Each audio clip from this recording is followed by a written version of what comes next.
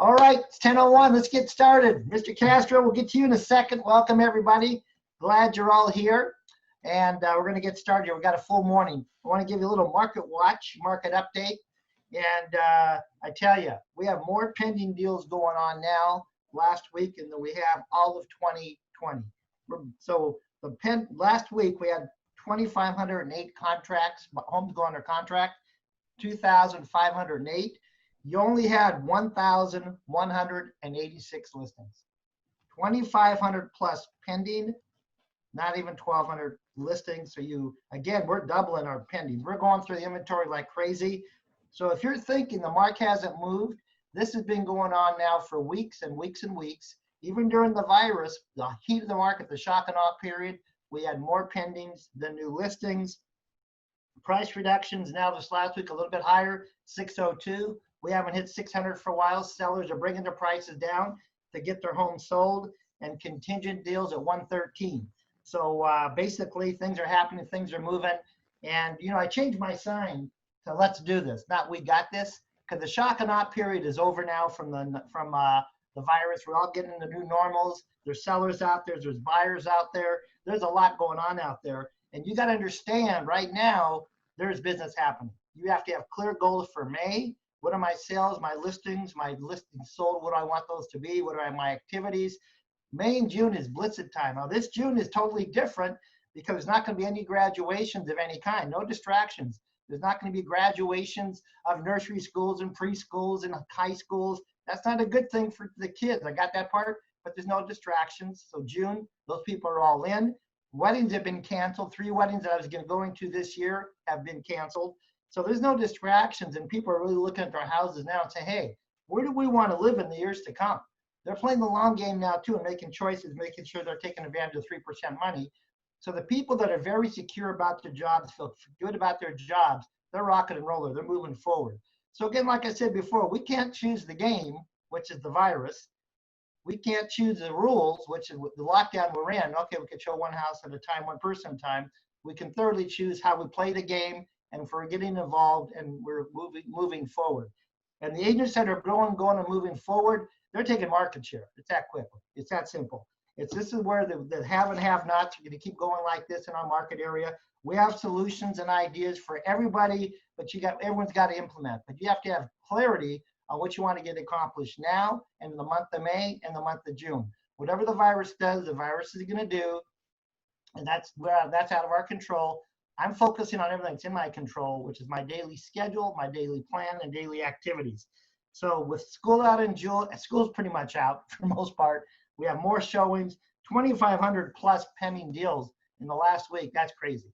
Now we'll get April stats out in about the next day or two from the multiple listing service, the ones I like to look at. We'll see what happened. And but basically prices have stayed about the same, right? We might be down from 720 medium price King County to 715. Right? So some of that's been going on. But right now, more than ever, you have to have safety in mind. It's never been harder for us as an industry. I want you to get this part before we get to Jeff. It's never been harder for us as an industry to get the word out that homes are selling. Most people don't realize all this activity is going on, multiple offers are going out. You have to have a marketing plan to tell the world, hey, homes are selling and we can do it safely, private showings, with your health and safety is priority one.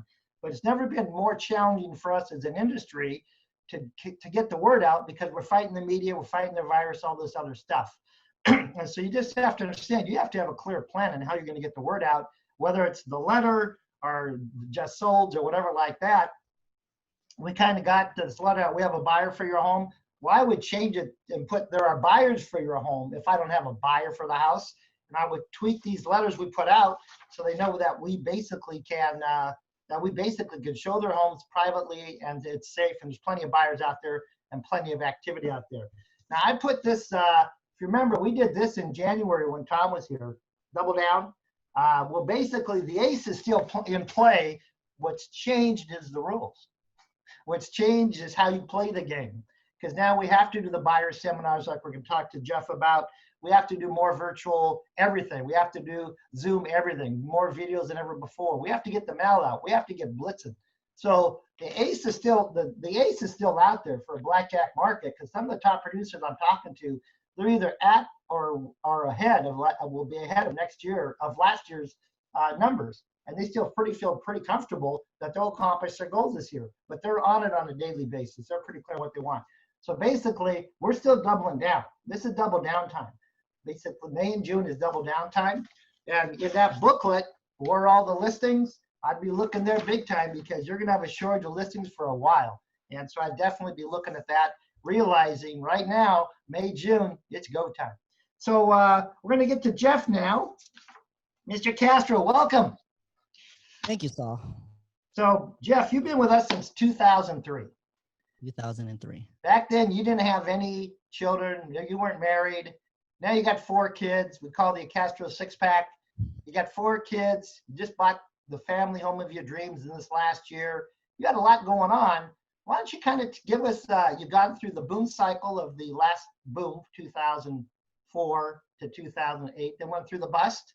You went through some challenges there to today. Kind of give us an overview of your life and what you've learned along the way, the challenges and what you learned along the way. Got it. Dang. People ready to go to sleep or what? You might have to turn it up a little louder. All right. Can you guys hear me? Is that better? I think so. Okay. So like Saul said, started in 2003 with his office in Renton.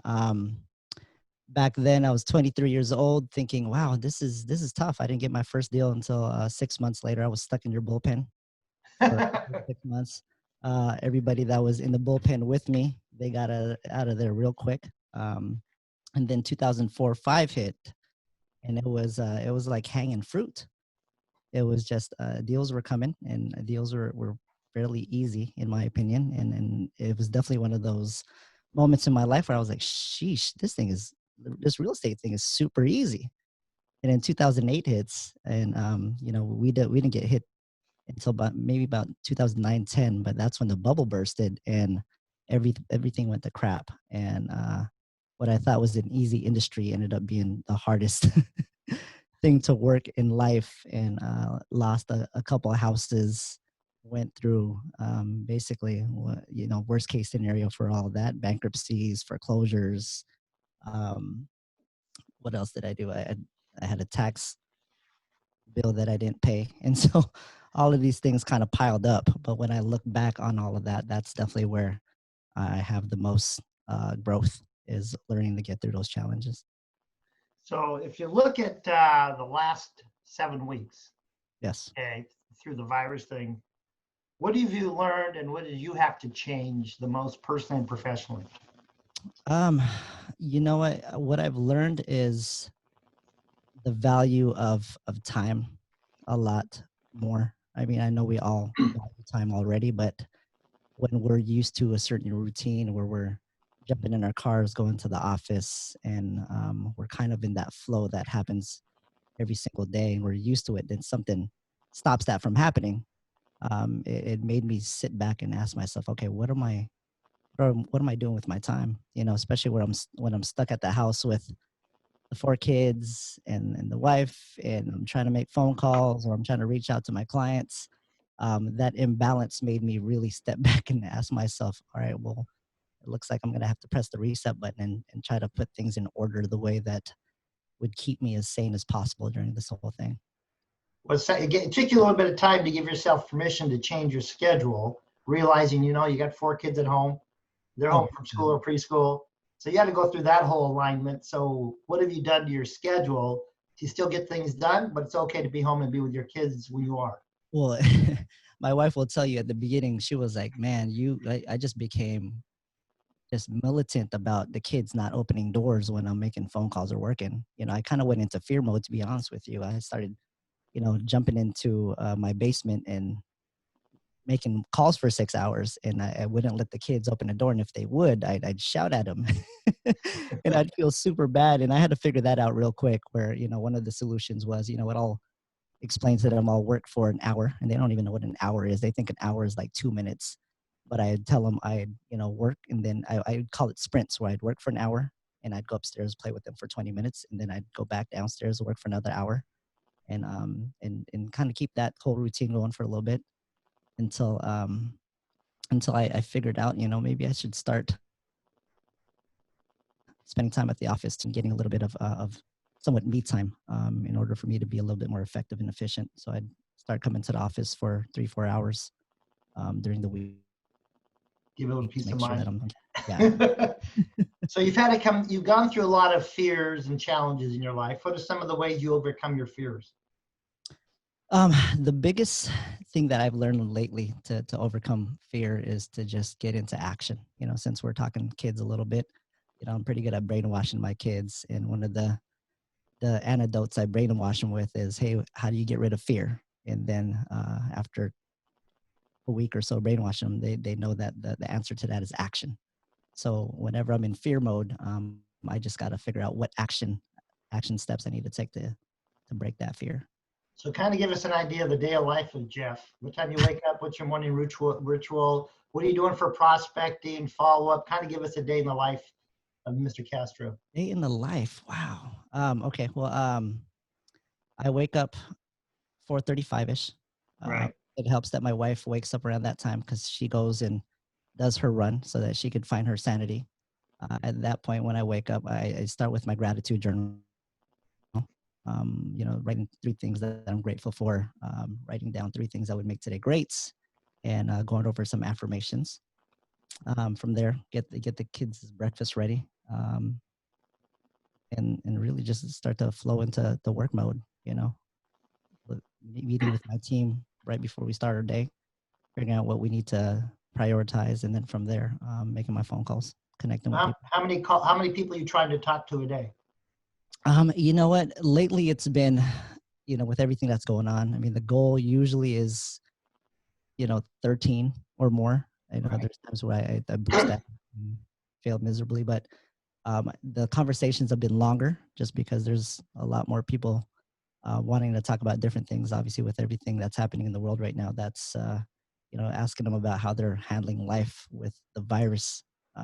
Those conversations aren't like 2-minute conversations. So spending a lot more time talking to people. And so that 13 may turn to 6, but it's 6 really, really good conversations. And how are you finding people today versus 7 weeks ago when we're going through the whole shock and awe thing and people were just beginning of the virus cycle versus today, which is becoming new normal? Well, how are you finding people today and their conversations now versus 7 weeks ago?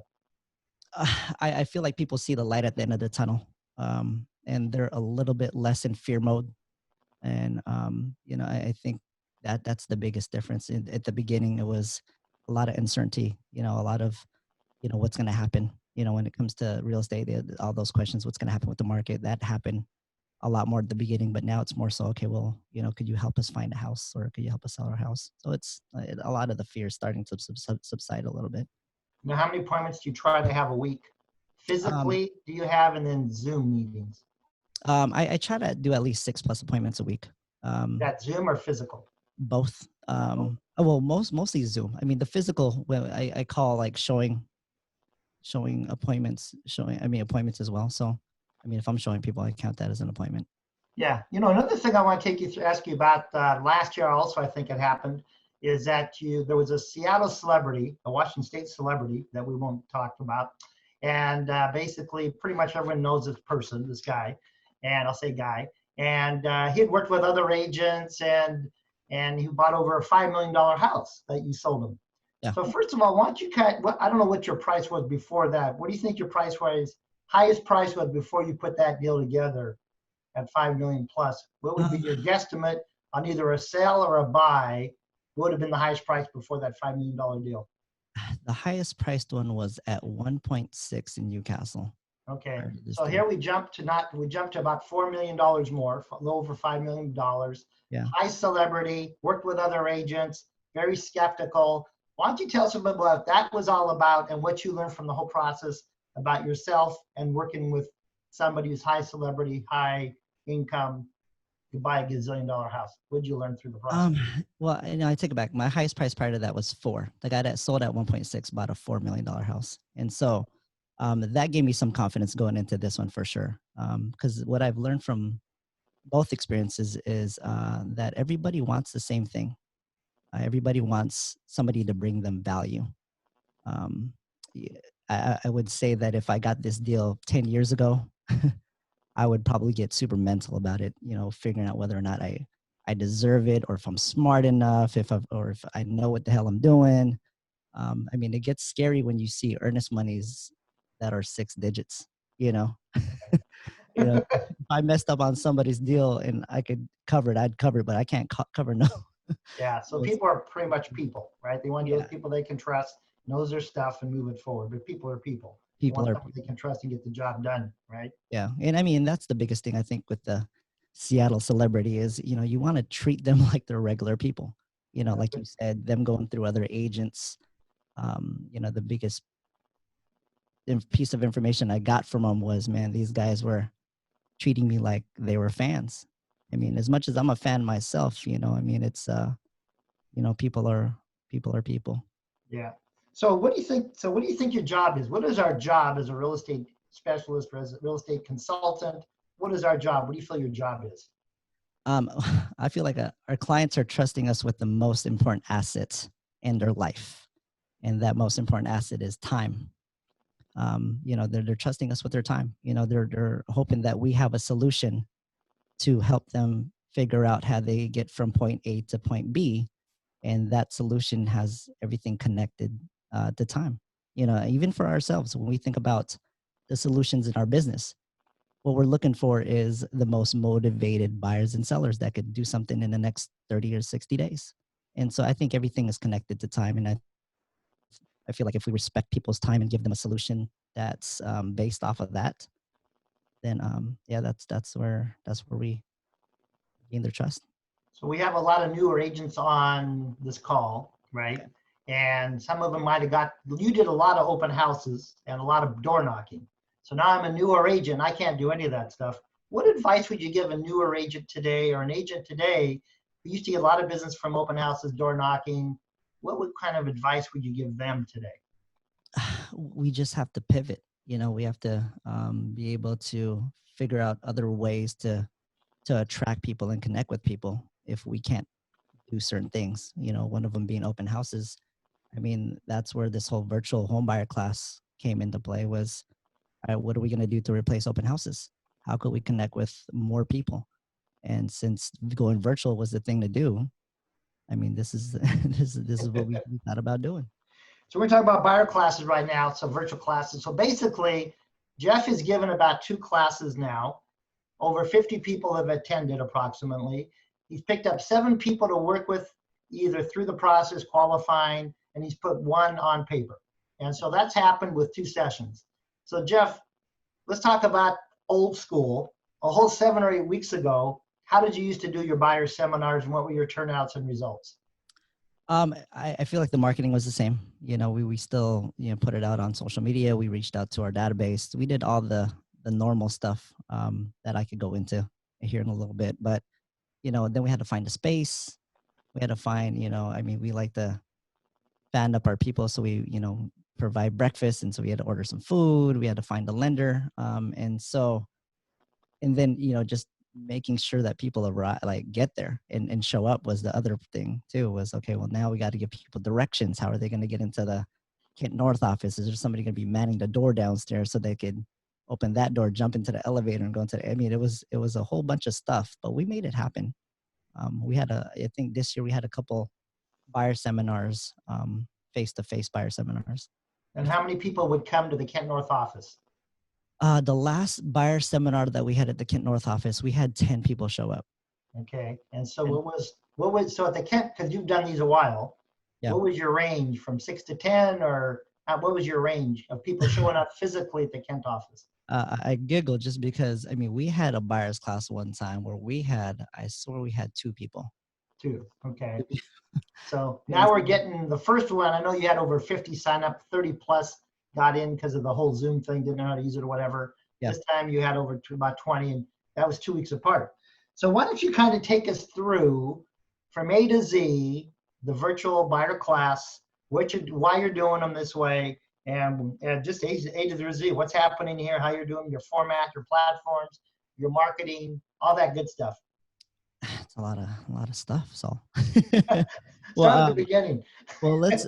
One thing that we had, all I mean, we were doing buyer seminars just because that was in our plan for our business plan this year. You know, we were hoping to get X amount of buyers from the buyer seminar, and since obviously all the COVID stuff happened, we had to pivot, and we said, okay, well, we're still going to make this happen. We just have to do it virtually. And so, um, you know, the first thing is to commit to a date. You know, I'm kind of the guy that says, you know, forget how we're going to do things. Let's just commit to a date and let's start marketing it. So that's, you know, the first thing was we started marketing the buyers class. Let me see here. I don't know if I should start sharing some of the, Hey, it's your show, whatever you want to do. man, I don't know about this. This is my show stuff. Hey, Colin, chime in with any questions because obviously I have to. We do have one from Karen Hamilton. She's wondering if your virtual homebuyer seminars, the people who attended, were they people that were already in your existing database, or were they people who responded to your social media? Good question. Most of the people that showed up aren't in our database, which is cool. It's and Oh, you're the other thing frozen. about social, really couldn't. Am I frozen? Am I good? You're okay. You're okay. Okay. To answer that question, it wasn't mostly people from our database, and then also when it comes to boosting on social media, we can't even target. We can't target people with the boost when we use the boost function for our virtual homebuyers class. But you're using a Facebook business page, right?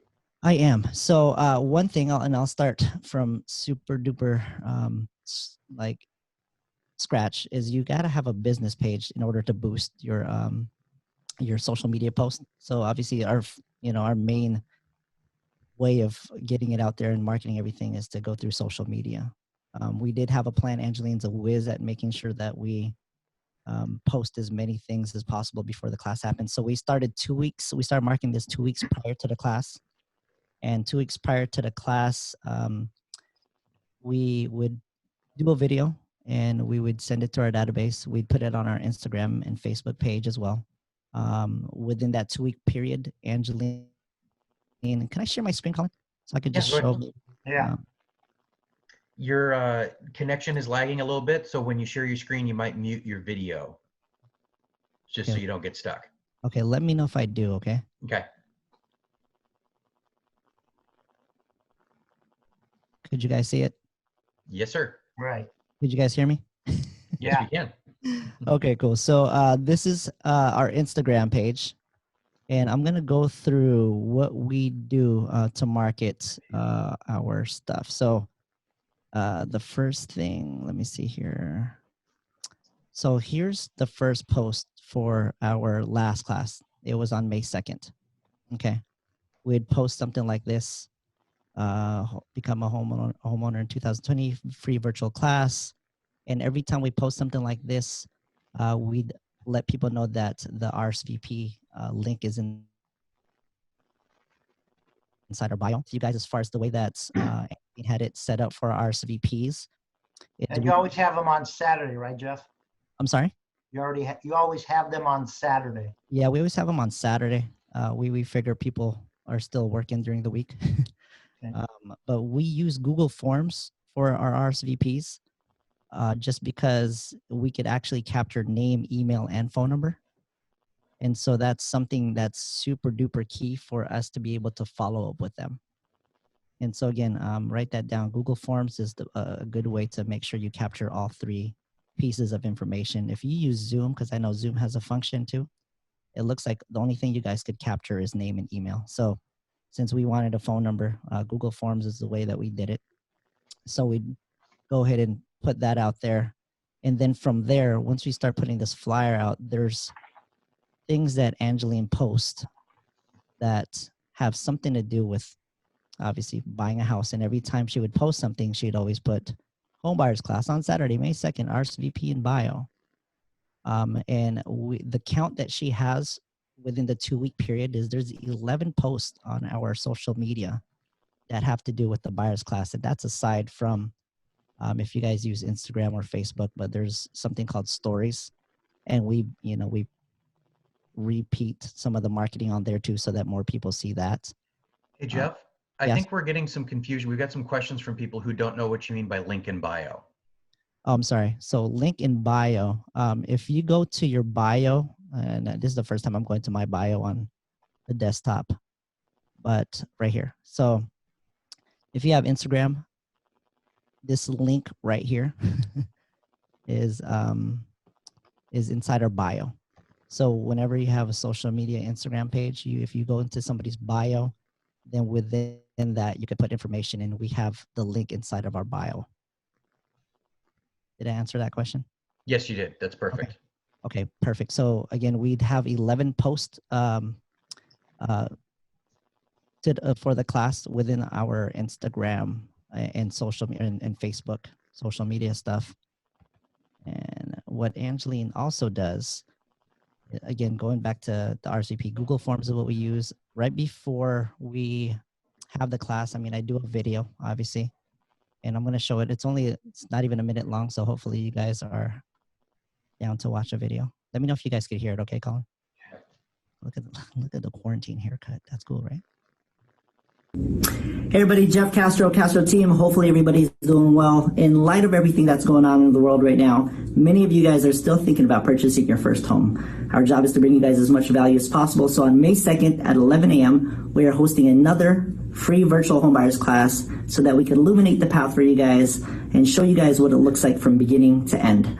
We want to make sure we teach you guys how to position yourselves correctly when buying a home, what to expect with looking for a home nowadays with COVID-19, some down payment assistance programs to help you guys buy a home, and much, much more. So again, pass the word, May 2nd, 11 a.m. We'll see you guys there. Thank you.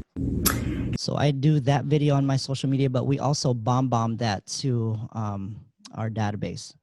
So we're using Google Forms, we're using BombBomb, obviously we're using social media. Another thing that Angeline does before the class, the night before the class, for the people that have RSVP'd, is to remind them of the class the night before and also an hour before the actual class starts. So that's where we're getting, we're doing like super duper reminders for everybody just to make sure people don't forget. And then the last thing that we do, actually, no, that's more follow-up. Do you want to start talking follow-up, or do you want any? Not quite yet. You have a couple of questions. Do you need to be certified to host an online home buyers class? By Alex. I'm not certified. No, you don't have to be certified to, unless you want to say you have a special pin that says that you can, And Teddy, where do you get your stock photos? They're very cute and very professional. Oh, you gotta ask Angeline about that. That's an Angeline question. So Angeline, if you're on, if you could maybe answer that if you're around. And Yvonne, how did you put the closed captions in the video? Angeline is a whiz at that too. Good job, Angeline. We might need Angeline on this call. No, you definitely, if somebody's laying in bed looking at their social media feed and they don't want to wake up their significant other, it's an easy way to watch a video and know what's going on is to obviously put the closed captions on. And those are key. I think every video should have that. And your classes are 11 to 1 on Saturdays, 2 hours? 11 to 1 on Saturday. Yeah, so we do a lot of front loading. Obviously, we put a lot of stuff on social media to let people know about it. We send it to our database. And then we just wait and see. Okay, so cool. So why don't you kind of take us through the format? At the beginning, what are you going over? What's your lender going over? Angeline says photos are from Canva. Thanks, Angeline. The format from the beginning to the end, and how the lender plays a role in the importance of your lender and what they cover. Okay. Well, one thing that I will give you guys a tip on is during these virtual homebuyer, we use Zoom to do them. We do somewhat this type of format where I have, let's just pretend Saul's my lender and Colin is Angeline. The reason why I have Angeline quarterbacking the Zoom call is I want to make sure that I could go through my presentation.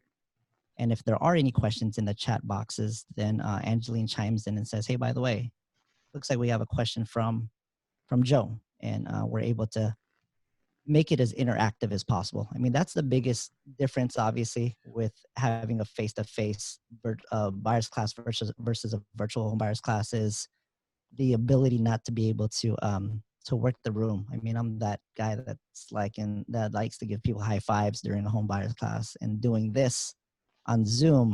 Like the first time I did it, I was like, hey guys, I feel like I'm talking into a dark tunnel. Are you guys out there? So I figured, the first thing I tell everybody is I let them know, hey, by the way, there's a chat function on this. I want to make sure that this is as interactive as possible. I tell them to figure out where the chat function is, and then I ask them to say hello, just so I could get some kind of movement from the crowd a little bit, and then also more so for them to be able to figure out how to ask questions, because everybody asks questions. Hey, Jeff, Karen is actually wondering if you always have a lender on the seminar with you. I do. When there's two halves to the buyer seminar. I go first, and then the lender goes last.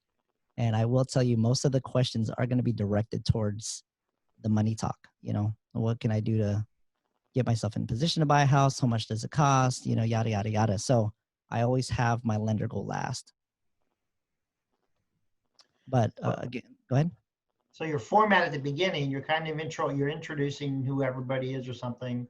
You're going, how you laying the land for the whole thing? What's the first part? Before you get to your lender, what have you gone over? Well, obviously there's the intro. You guys want to make sure that they know who you are. You don't want to just be the guy that gives information. You want them to somewhat know who you are and how you do business. So I start with, my name is Jeff Castro. I let them know my track record. Obviously, I've been doing this for 17 years, yada, yada, yada. And so after that, then I introduce Matt. But when we go into my portion of the home buyers class, the first thing that I've been addressing lately, or lately I only did 2, but the first thing I address is COVID. I go over making sure that, because I think that's a big question nowadays. Some of these buyers would come in and say, well, I know you guys can't show houses right now. And so there's certain myths that I try to bust right off the beginning. And so the first piece is COVID. And I go over some of the protocol that we have to abide by. Obviously, there's 2 people at a time inside a house, social distancing, everything's appointment only. There's no open houses. So I go over that with them, and that's very, very short. And then from there, it just turns into a regular home buyers class. So when you say a regular home buyers class, for some of us who've never given one, are new to the business, what does that mean? It's going over the process. If you were to sit down with a home buyer in your office, to go over, well, here's the things that are important for you guys to know about buying a house. I could share the slides with you guys if you'd like. I don't know if Angeline is able to share it already within the chat box, but I don't mind sharing our slides that we have for our home buyers class with you guys. How many slides is that? Yes. You know what? I believe there's only Angeline does a really good job making me chop it down, or else it'd be a 4-hour seminar. But I don't know. I think I only go over like 20 slides at the most. Yeah. Well, if Angeline if you guys want to get them to you or Noya, just so we can go overview, because Robin's asking, are they following through on a PowerPoint presentation? Are they following you are all guests following a PowerPoint presentation? It pretty much is, because Angeline, what she's doing is she's doing the slides for us during this, and she's using, what are we using, Ange? I think we're using Google to do it, Google Docs or whatever it is. If Angeline wants to email them to me, I can pull them up and share the screen. Okay. Yeah. So yeah, and so we're going through the slides, and again, I only have like 20 slides. And during the slides, we even have slides in there that say questions, because we don't want to just, all right, we're giving you information, and not break it up by letting people ask whatever they want to ask. How do you convey to them that the market is active, there's sales happening, the power of one? How do you convey to them what's going on in the market, and it's an okay time to buy? There's buyers out there. There's a slide that says getting to the right price or something along those lines. I give them a little bit of a market snapshot of what's going on out there. There was one time where we used to do home buyers classes in person, and I used to bring out the Alan Popes and the trend graphics and all that. What we've noticed from there is there's some people that don't want to see nothing but graphs and stats and all that. So I give them a really quick market snapshot, but I don't go into that too deeply. Right. I think that's probably that's probably the thing right now. Most people don't realize how active the market is, and that we could actually show houses and be active as real Yeah, estate and agents. that's the most important thing. And then here's another thing that I realize about these virtual home buyers classes is this is the top of the funnel type leads. And when What I does mean that by mean? top of the funnel, it's people that are not that close from the bottom of the funnel where they'll turn into like a deal. You know, these are people that you still have to follow up with. You know, they might be a year out. I mean, we have people that are talking to our lenders right now, but they're probably not going to be in position for a few months. And so, you know, we, except for one that we got under contract just in the past few days, a lot of these people are, you know, 2 to 3 months, even longer than that out. So Now, how do you nurture them along to get them to the finish line is one question. And the person you put under contract, did you know that person already, or were they just brand new to the seminar? We know of each other, but they weren't thinking of buying a house until the seminar. Well, let me take that back. They have been thinking about buying a house, but they just didn't realize how close they were, or didn't realize that they were already in position. And that's the biggest thing I think about these buyers that come in here, is they don't realize how close they are. You know, we always say it's not a matter of whether or not you can buy a house. It's more so, you know, when you guys could buy a house. And that's what we're here for, is to make sure that we're here from beginning to end on this journey with you. A lot of people think you need more money down. And then you talked about one deal or so coming from the Washington State money or home grant money or something like that, that there was some available or something maybe? Yeah. One thing that the home buyers really, the people that join the class really appreciate, you guys, is going over real life examples of some of your clients. You know, when we talk about the Washington State bond program, where people are taking advantage of zero down money, you know, it's good for us to share with them. One of our clients just last month, you know, they got into the house for basically $1,000. You know, for them to hear things like that, some of these buyers are looking at it going, wow, it's not as hard as I thought it would be. I mean, because people are still thinking, oh, I need 20% down and this and that. And again, we're here to educate them and give them hope that they could actually make it happen. So basically you're telling the stories, you're giving them some perspective. They don't need 20% down. So how do you nurture them along? I'm 2 to 3 months out. What's your follow-up program? How do you nurture me along to the finish line? Got it. So I will show this. So right after the class, laughing at my hairdo. I look like a Nintendo Wii character. Makes my hair look good. What are you talking about? And look at this, dude. Who is this guy? This guy's from the 80s. All right. So we send out a thank you. We use Bomb a lot, obviously. So we bomb everybody that went to the class right after the class. And we let them know towards the end of the class, hey, we're going to send you guys a survey, because we do want to improve our virtual home buyer classes. Right. And so we send them a survey along with this video, thanking them for coming to our class. We also say in this video, like, hey, by the way, you know, we do want to make sure we're earning your business, because we don't want to just thank people and say, all right, guys, well, call us whenever you want to. And so do you guys want to watch another 40 seconds of Jeff Castro? Yeah, we like 40 minutes of Jeff. 40 minutes? Hell no. All right, here it goes. Hola, everybody. It's Jeff Castro again. Thank you guys for showing up to our home buyers class this morning. Hopefully you guys got a lot of value out of it, and that we accomplished the goal of making sure that you guys felt a lot more confident moving forward after watching our class. If you had any questions that we didn't answer, please do not hesitate to reach out to us. So we want to make sure that we continue to bring you guys value. It's a long journey, whether or not you're 2 weeks from wanting to buy a house, 2 years from wanting to buy a house. We want to make sure that you guys know that we're here for you guys, and that we do want to earn your trust in being the team to help you guys get across the finish line. You guys have a good weekend. The survey is attached along with my information and Matt's information, and we hope to connect soon. Thank you. Hola, everybody. That's a good video. All right, so I'm stopping the whole share thing. I know when you and I talked yesterday, I know you talked to your Tom Ferry coach.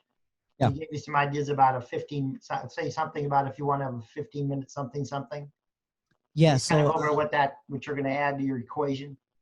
The big thing about the follow-up and the nurture is to set yourself up to where you don't just feel like a creepy guy that's always calling them up, you know? So what I mean by that is, for example, when I leave a message for somebody, I'm not saying, hey, by the way, call me when you're free. It's more so, hey, it looks like I missed you. Let me know, or I'll call you later. And so you're kind of setting yourself up to let them know that you'll call them later.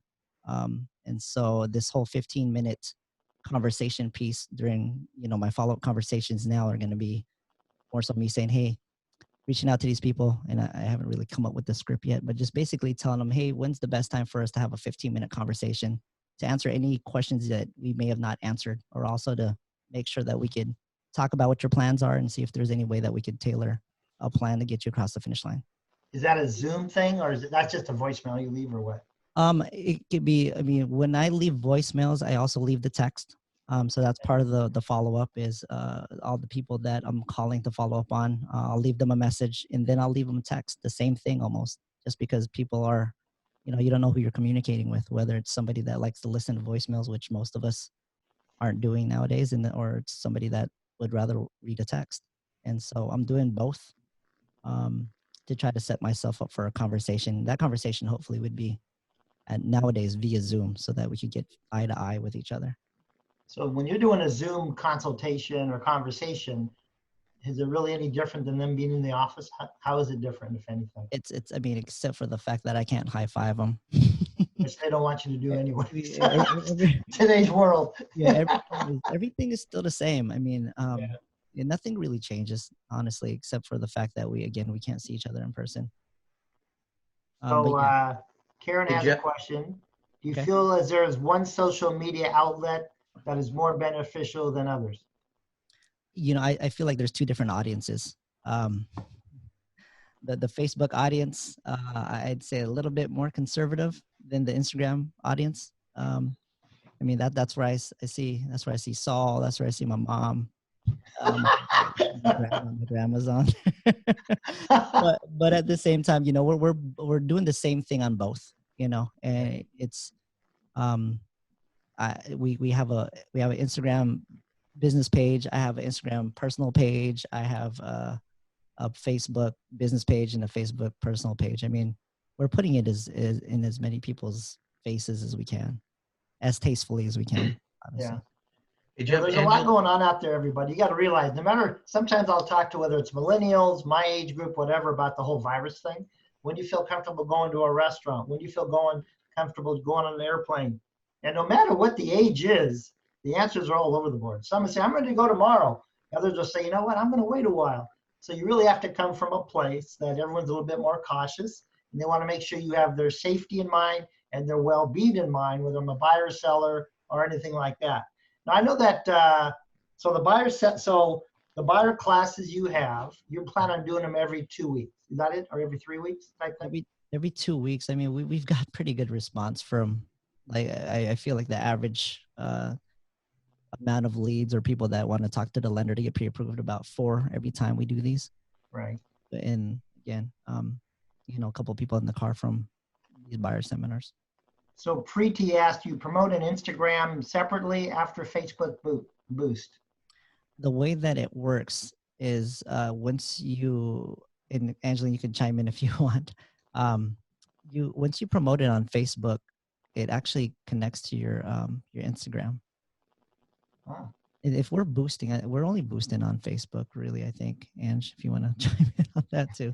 It just says, get in front of as many people as possible. And also, the cost of the boost doesn't have to be that much. One thing that I will tell you with boosting the home buyers class on Facebook, we can't target people. We can't say we want people from age 28 to 45. Usually with different type of boosts, you can do that. But for the virtual home buyers class, for some reason, they don't allow us to, because it's too commercially, I guess. I don't know, but we just boost it, and it really goes out to whoever at that point. We can't control. So why don't you go over how much this whole thing cost you and how much you're spending on boost or other things to get people there? Go through that kind of overview, if you would. You know what? We're still playing around with the whole boosting. We at our first one, we spent $40 on all of our boost, and if I were to see the reach, and I'm still trying to figure out, reach, there was about 4,000 people that saw it on their feed. Oh wow. Yeah. And that's a $40 spend. One other thing, since we're partnered up with our lender for this stuff. They pay for half of our Zoom account. Right. But I mean, it's besides those costs, it's really a free class. Yeah, I'd be hitting my lender up for anything now. They're not paying for events and they're doing refinances and purchases. Yeah. So Angeline says we boost on Facebook, not much on Instagram. Yeah. Okay, then Yvonne asks, are you inviting the same people over and over again? How do you get new interest? You know, it's been pretty organic. You know, when we put it out there for the 2 weeks that we market it, we're getting brand new people obviously into the classes. We still get, you know, sustained marketing. We still send everything to our database. We do send it to the people that don't make it to the classes too. So even that thank you bomb email, we send that to the people that RSVP that don't make it, just to kind of remind them, hey, by the way, you missed the class, just so that we could kind of just get in front of their faces. And then even before the next class, I reach out to the people that didn't make it to the previous class.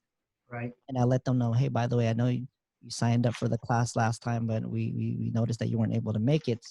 We have another one at 11 o'clock, May 2nd, yada, yada, yada. And we've gotten response from that too. People are thankful that we're reminding them. But again, I mean, they've raised their hand. They've raised their hand and said, hey, I'm interested in possibly buying a house. And if you're bringing them value, those phone calls should not be hard. So how long in advance you start promoting? You just finished one Saturday. Yeah. When would you start promoting for the next one? If you were doing it, pardon me? 2 weeks in advance. The next one that we're going to do, and this is another, let's not figure out how to do it. Let's just commit to something and figure it out during the journey, is we're committing to a home sellers class on the 16th. So we're going to start promoting that today.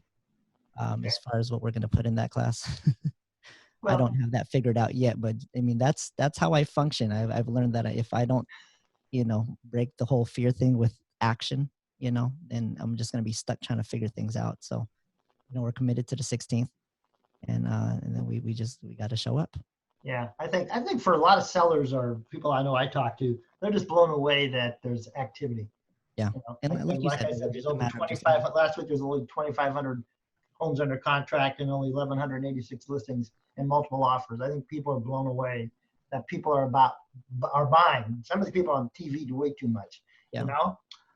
Let's see. Are you able to send them a recording of the class, or do you prefer encourage them to jump on live? You know what? We've had that request. Hey, could you send me the class? I got so much out of it. I just putting myself in their shoes. I'm not picturing anybody going, let me watch that 2-hour class again. You know, I feel like the most efficient way to answer any questions is for us to connect. And so the conversation would look like, hey, by the way, you know, I know you requested for the class, but let's just make it as effective for you as possible so I could help you save some time and go over the questions that you have specifically. Okay, cool. Then Brad Hanson has a few questions. Do you Yeah. think that your attendance will drop as you continue to do these so frequently? When we did these in a house, we will see a lack of attendance since we offered them so often. So, well, that's another thing that I thought about prior to doing this is I don't want it to make it seem like we're doing it like every first Saturday of the month, because if you start to put things like that out there, then people will, you know, well, I don't want to do it this Saturday. I'll just wait for next month. So we strategically, I mean, I don't know if it's called strategically, but we promote it without letting people know, like every Friday or every other week, we're going to do this. right. So we just, You probably also have a high percentage time right now. There's a lot of people who are curious. They're home. They're not going anywhere. It's high demand time and they're curious what's going on in the housing market. But yeah, time will tell on that one. Are you running ads versus boots? I think he means boosts. Boosts. Ads versus boosts. ads versus boosts. I mean, that's what the boost is in essence on Facebook is an ad. You know? If I think Brad is getting at you can actually run ads on Facebook, which will then allow you to target certain demographics if you wanted to. Yeah, for this one, it wouldn't let us target people, or at least we haven't figured out how to do that yet. So Brad, if you could answer, how do we do that? Because you said then you can go after certain areas, ages, and groups. That'd be awesome. Are you finding that the attendees are seeking DPA options, or do they or do they have their down payments? So are they looking for are they looking for assistance, or do they have money? It's a mixed bag. I mean, there's people that want to know about the down payment assistance stuff. You know, one of the questions that's very common is what's the cost of buying a house? You know, and that's aside from down payment. You know, they know that they have to save money, but what other costs do they have to prepare themselves for? You know, so we talk about inspections, we talk about appraisals, things like that. Cool. Then Angeline, Colin, you have the slides now. Slides are queued up and ready to go whenever you guys want to talk about them. Okay. Go over And things. Alex asks, when following up, how often are you reaching out? Yeah. If you don't get a response, how often do you continue to reach out? So within the first week, after, you know, let's say after the class, we do the whole bomb video.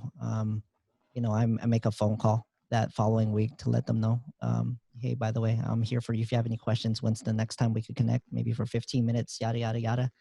We did get a couple wrong numbers, you know, since, you know, we're using Google Docs, they have to put their phone number. You know, we don't have their phone number, but if we have their email, which obviously they have they put down, we end up, I just bomb them. I mean, I hit them whatever way I can. You know, I send them a bomb. Hey, you know, thank you for going through. I mean, basically just the same follow up I would do with a phone call. I bomb them there. Right. And then Angeline sends a reminder to do the survey midweek, along with another thank you for coming to the class. And then, you know, then the following week I follow up again. My thing with follow up, so that I could put them in the right follow up system, is my goal is to find out what their time frame is. You know, our follow up system right now is if you're 0 to 30, you know, I mean 0 to 3 months, then you're an A, you know, lead, and those people I follow up with every week. 3 months to 6 months, those are like a B lead. Those are people that I follow up with every other week. So my goal with the people that go through classes, or just even in general, is let me just try to find out from them, in the perfect world, you know, when's the ideal time for you to make the transition. And so yeah, that's our first week. And then from there, we're adding them to our monthly JLS market update, so that they get an overview every single month via email. So they're getting the market updates. And are you doing buy side? Yeah, we're doing buy side. So they're getting the market update there, and then they're also put into our monthly market update via BombBomb connected to KCM. Cool. Oh, So you connect to KCM. So for those of the people who don't know what KCM is, can you just give them a few seconds? Why you use KCM, what it does? KCM just has a lot of good information. It's national information, but it's always, they have all the cool graphs. You know, is this a recession? I mean, they have, and I'll actually, instead of me talking about it, since talk is cheap, let me do this. I'm going to show you some stuff that we pulled from KCM. Okay. Then while you're doing that, Esteban put in that you have to use admin. Whoops. We'll get back to that later. Like, see, some stuff like this. I mean, Angeline is getting some of this information from KCM. I mean, they have graphs. Did you guys see my screen? Yep.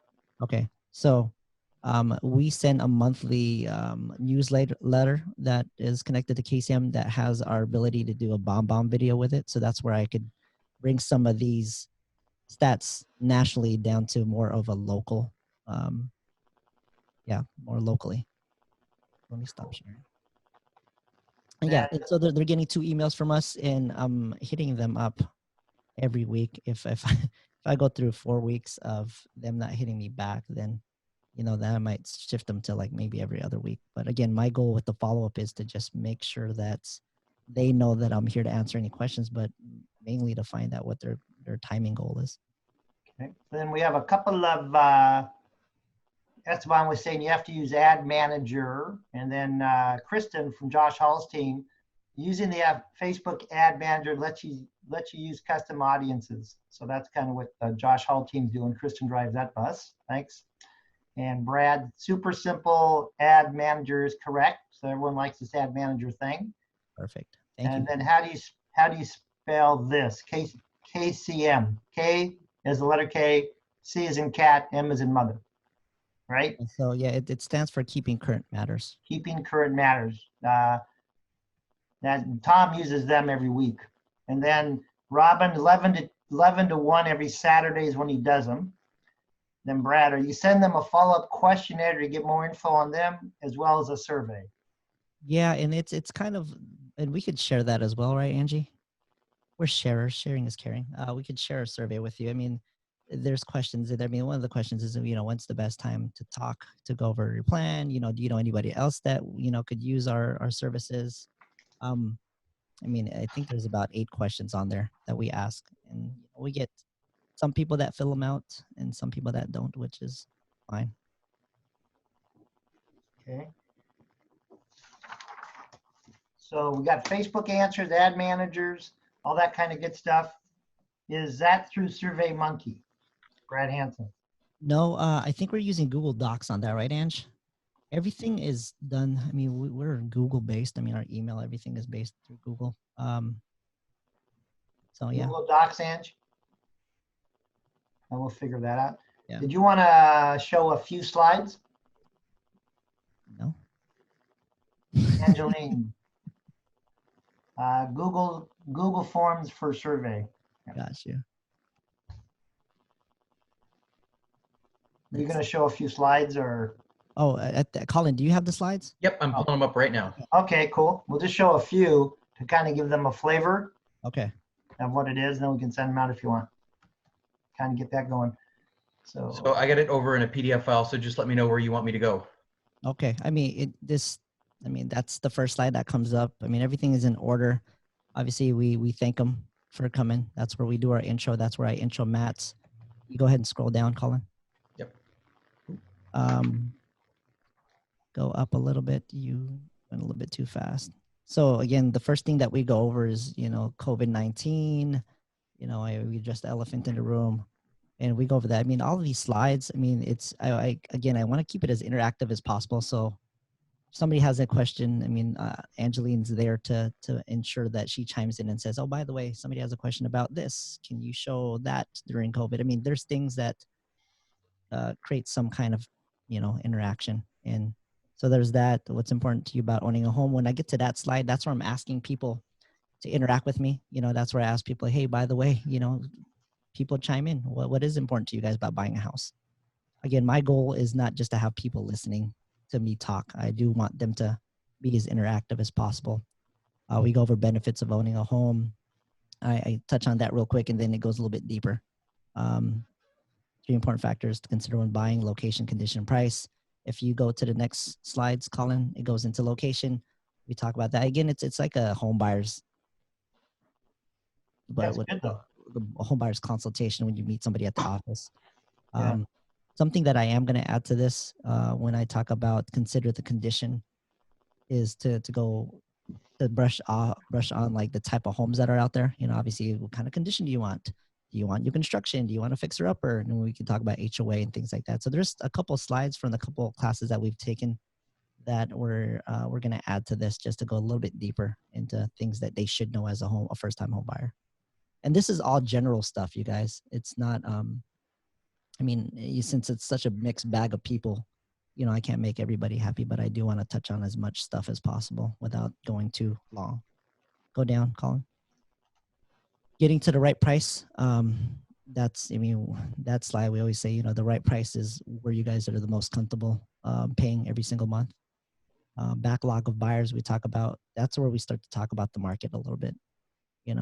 That's where we give them a little bit of a market snapshot. We explain to them what the competition looks like, whether it's a seller's or buyer's market. Let's go down, Colin.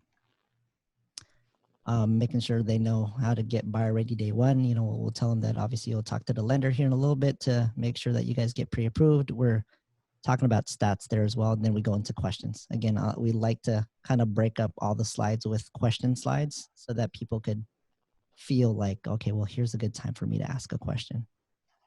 And so we'll spend a little bit of time there. I talk about the steps, kind of a bird's eye view, 30,000 square foot bird's eye view, what the steps look like. And then we talk about negotiating the offer. And at that slide, I like to touch on, because everybody wants a deal. But we talk about, depending on how much time it's been on the market, things like that. It might not be that hard to negotiate if they're on, market, 45 days, but if it's 2 days on the market. So we're kind of setting them up to obviously be as prepared for the market as possible. We talk about earnest money, talk about contingencies. Let's go down, Colin. This is all this stuff. Inspection, appraisal. I mean, these are just things that you want to define for them. Appraisal, let's go down, Colin. Title and escrow, closing day keys, go down. Questions, and that's it. I mean, that's my portion of the home buyers class. And then that portion, so you guys know, takes about 45 minutes to an hour. It looks like there wasn't that many slides, but it's because of the questions that come up during that portion of the presentation. And then I'm a little concerned there's no power of one in there, Castro. I thought there was a copyright on that. I didn't know. But then after that, then our lender goes into financing, and that's their role. I mean, that's kind of where you kind of sit back. The cool thing about going into the financing part and you sitting back as a real estate agent is you could chime in yourself and you could ask questions. I mean, I do that. I try to interact with our lender as much as possible. You know, if he sounds way too smart, that's where I try to make sure that I ask him questions to dumb him down a little bit so that it's easier to understand. Yeah, so picking a good lender is everything, but you know, you're really coming across as an expert in the field and a specialist in the field, and you've got a platform. Yeah. You know, so it's kind of cool. So someone asked, do you pay for KCM? And you pay for KCM, don't you? We do. Yeah. You remember how much it is? I think it's like $1 million a month or something. Yeah, it's like $1 million a month. No, but a lot of people now belong to KCM. If you want to go to KCM.com, that's becoming more and more popular. And like I said, every week Tom has the owner of KCM on his program and all that. Yeah. Does your lender prepare a separate presentation on their end? We've used the same lender for all our home buyers classes, so we've worked with them to kind of figure out what kind of slides that they want in their presentation. Right. But it's a very general slides on the financing side. What type of loans are there? Down payment assistance programs. I mean, you saw all of my slides that didn't look like that many slides. It's the same thing for our lender. We don't have, it's not a 60-page, presentation. It's very, very efficient. But that's where, I fill in the gaps with, hey, by the way, are there any questions? That's where you fill in the gaps with, here's an example, what's going on with one of our other clients. And I mean, the whole class in its entirety lasts about 2 hours, believe it or not. Yeah, it goes quick. Yeah. Laura Hines says KCM is $25 a month. So thank you. That's very well spent. So what do you, after all these classes, some of these, you're hearing a lot from these, what are some of the common themes, the questions you get, the concerns they have, the objections you have? Is there some common themes you're getting from these buyers? The common ones, I mean, first off, the whole COVID thing, how is that affecting, people being able to buy houses, things like that. So that's one of the things that come up. And then just what do they need to prepare themselves for? And most of that really is tied around the whole money thing. How much do I need to save up? Not only do I need to save up for a down payment, but is there anything else? Any hidden costs is what a lot of buyers call it. Are there any hidden costs that I should know about? I mean, so just, there's that, and that's mainly it. And how the position, I mean, there's always the credit questions too, because everybody thinks they have to have perfect credit to buy a house. And even just debt, that's another question. And a lot of these questions are really tied around the whole financing section of our class. And Angeline joked with me. She said, man, if you did the real estate stuff after the financing, I think people would leave. They need to find, yeah. So I'm like, oh shoot, okay, well let me go first then. So they're forced to stay, and then they could hear about the whole money stuff later. So now that you've done these virtual buyer seminars, do you ever, even after all this virus thing is over us, we're all back to normal, do you think you'll ever go back to physical? This is so much more efficient. I mean, we're not having to buy breakfast for anybody. We're not having to find space. We're not having to have people roll out of bed to drive to hopefully a central location. Yeah. I think people do. I mean, people are learning that, here's some conveniences I can take advantage of. And again, our solution to most things have to do with time. And if this is a better way to respect people's time, then we'll do it this way. I think that's a good point. I think we forget when we had, I know traffic's getting more and more out there. I noticed yesterday when I was out and about, traffic starting to come up. We forget the travel time people have to do on a Saturday, right? And you just took away, that. Tell you, Jeff, when going over the steps of the home buying process, Can you share a little bit about how you position yourself and the role of the team? I don't really talk about my role for them. I just really give them information about the process. You know, I don't really go into this going, hey, well, this is how we do it. This is how we do it. Well, this is how I wanted to teach. Yeah, it's really more so about teaching the process. You know, I'll you know, the whole, maybe this is the Castro Team thing goes, that comes into play with the follow-up. I mean, that thank you video that I showed you guys, that's where you know, it doesn't matter if you're 2 weeks away or 2 years away. We want to be on the journey with you and position ourselves, you know, to where you trust us in getting you across the finish line. I mean, those are the times where I try to, you know, earn their business, I guess. Well, But as the far as buyer class, you know, those two buyer class, I mean, time is everything right now, guys. You got to realize most agents, a lot of agents have pulled back. And right now you got to be a high paid educator. There's a lot of people, like I said, we've never had to work so hard to let people know business is happening out there and basically we can go to work. Yeah. Everyone's thinking the opposite. So we never had to work so hard, whether it's calling, videos, mailing, the whole ball of wax. We never have. Let's see, have we handled all the questions? I think we got all the questions. Okay. So Jeff, thank you we've had guys. a great over hour together now. What would you say are your vital 3 things you want us to leave with? You know, what are 3 takeaways we should have from Mr. Castro as we go on with our day? This is such a serious question, Saul. Damn. You know, I think through challenging times that we're going through right now, you got to really challenge yourself during these times and challenge yourself to do things that may scare the shit out of you. Oh, I said the S word. Is that okay? Okay. That's okay. Yeah, I don't. I mean, that's what I want to encourage people to do. I think even this buyer's class, I go into these classes super nervous, like, damn, do I really have enough knowledge to bring people value? And so I get mental at times, but then when you're doing it, you're just in action. Again, the easiest way to get rid of fear is action. And once you're in action, the fear subsides. So you just challenge the hell out of yourself to be uncomfortable, because that's where all the growth is. Is that one? That's great. That's a good one. Number 2, be resourceful. I mean, the way that we're having to do business right now, everybody's having to do business the same way. And so figure out ways to connect with as many people as possible, whether it's virtual or whatever else it is. I mean, it is what it is. And, you know, we do the best you can with what we got. That's 2. Number 3, keep your mind right. Make sure that you're grateful.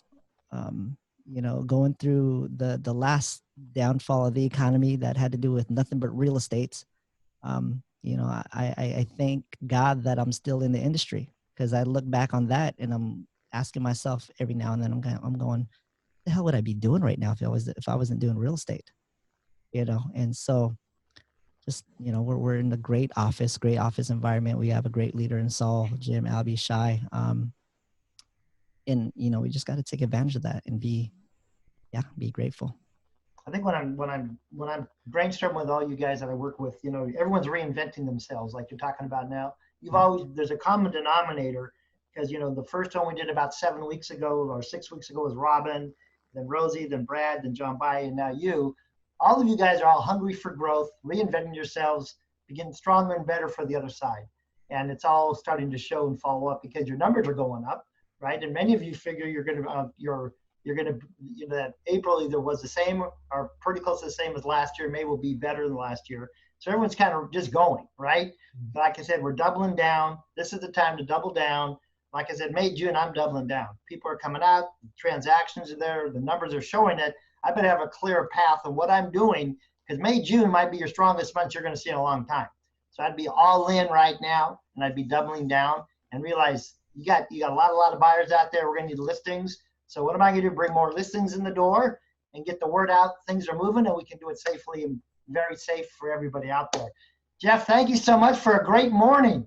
Thank you, guys. Thank you for everything, guys. Hey, let's go do this. You guys have a great day. Thanks again. Take care, Jeff. Thank Thanks, you. y'all. Take care, y'all.